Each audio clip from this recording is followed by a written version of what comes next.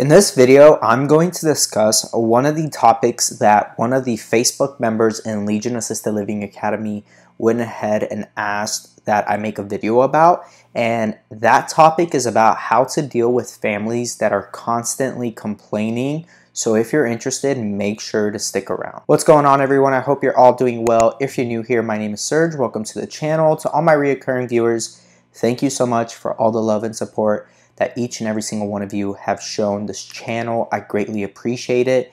If you have not yet, feel free to go ahead and check out the God Made Podcast on Apple Podcasts, Spotify, and all the streaming platforms out there. Also, feel free to check out Legion Assisted Living Academy, which is a step-by-step process of how to actually go about opening up your own residential assisted living home. Also, feel free to check out the mentoring program and also the documentation package at Legion Assisted Living Advisors. This is also linked down below. So without further ado, let's go ahead and jump into the topic of this video. Now, this topic was something that is actually very interesting, and there's so many scenarios that can come up with when there are families constantly complaining.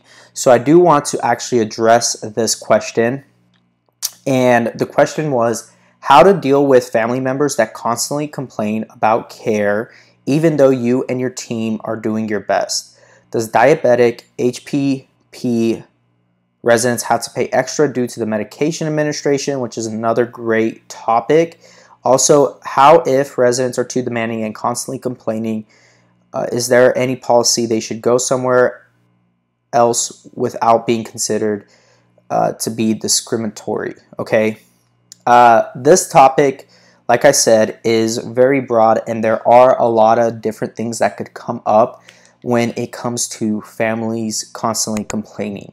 So let's kind of run through a scenario, for instance, because I believe if we run through a scenario, it'll be a lot easier to understand how to actually address this and make sure that you address it properly. Now, if a family member comes to you, let's say the POA, the power of attorney of said resident, and they come and say, Serge, we aren't sure, or we aren't feeling like our loved one is getting showers done as often as they should be. Okay, let's say that's the complaint they come to you with. And when they say this, your response should be, thank you for bringing this to my attention. I will go ahead and address this with my staff and make sure that we have a conversation to have showers done more often. What did you have in mind, and how often would you feel like would be an appropriate shower schedule for your loved one? Okay, because now you're letting them actually feel a part of the decision. Always make sure that you make them feel a part of the decision rather than you actually just taking control of it and just running away with it, because they don't know if it's actually going to be addressed, if it's actually going to be taken care of.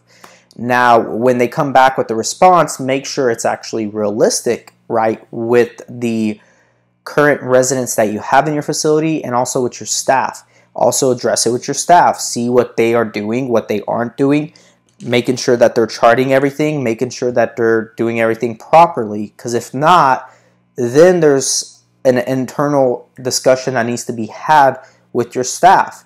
So with that, once they actually see that you've addressed it and that you're letting them actually be a part of the care, then you're going to have a way higher chance of them not coming back and complaining again, because now you're actually going to address it and take care of it.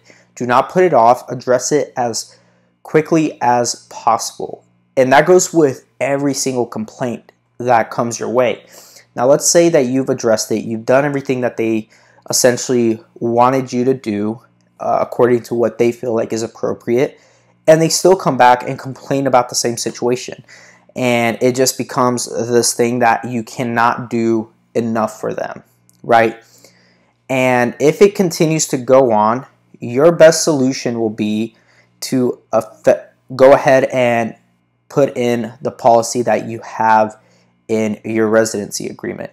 In most cases, standard across the board, there is a 30-day notice that you need to give your resident that they have to move out. So you will go ahead and kindly submit that to the family and let them know within 30 days they have to find a new place and have all their stuff taken out of the facility, and they have to move out. That is essentially the easiest way to do it. And if they say, well, why are you giving us this 30-day move out notice, you go ahead and say, properly address it. Let them know that you guys cannot properly do what they want you to do according to their standards. And that's okay to be humble enough to understand that. If you could humble yourself as a business owner and as your staff to say, we cannot meet these people's expectations. And you need to let them know that. You may have to be a bit honest with them and let them know that you cannot meet their expectations of what they want done. And hopefully, they will be okay with that. And if they're not, that is on them and not you. There's nothing you can really do about it at that point, but you have gone through the proper, steps of addressing the issue and trying to fix it. And if it keeps happening and you really have genuinely exhausted all your options and done everything that they've said that you should do, you've talked with your staff, and your staff will let you know. If you got really great staff, they will let you know, hey, we cannot continue to keep this resident. Their level of care that they're demanding, even though it's not necessary, is burning us out. We can't continue to keep this resident. So when it comes to actually addressing complaints, even though you're doing the best that you possibly can, and be honest with yourselves, be honest with your staff, are you doing everything you can possibly do? There are going to come situations when you do have to address complaints like this.